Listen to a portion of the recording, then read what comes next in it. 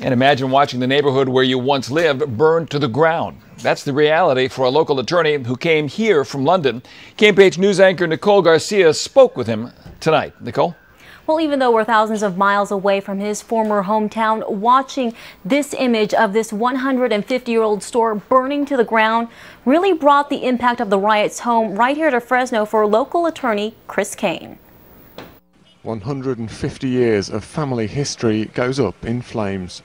Chris Caine can only watch with dismay as rioters destroy the historic House of Reeves, a family-owned shop that's been around for 5 generations in his former hometown of Croydon. I knew it well. My daughter was born just around the corner in what's called the Mayday Hospital, so it's a familiar landmark, and to see it burnt to the ground is just tragic. It's like one of those things that you remember and you associate with the time that you were there, and just the idea that that's no longer around is devastating to me, but I'm sure for people who've lived there all their lives, it's heartbreaking.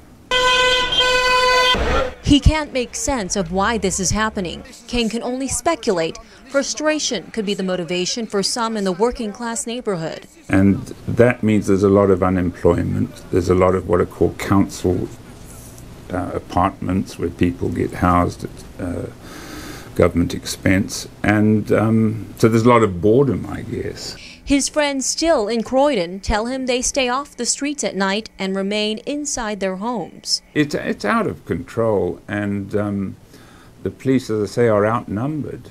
The House of Reeves survived the Depression and 2 world wars, only to go down at the hands of rioters for no just cause. That's the tragedy of it. There's no good reason.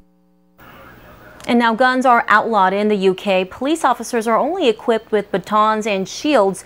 Caine says it's the British way not to use force, and he believes using guns in this case to try and control those rioters would make the situation much, much worse. Monty? Nicole, has Mr. Caine heard from any family or friends or old neighbors from that neighborhood? Yeah, he says at this point none of his close friends or family that are still there are being affected personally by the rioters. They pretty much stay inside their homes at night when all the rioting and looting is going on. Well, that's some good news anyway. Thank you, Nicole. And that historic store that burned was built in 1867. It remained in the same family for 5 generations.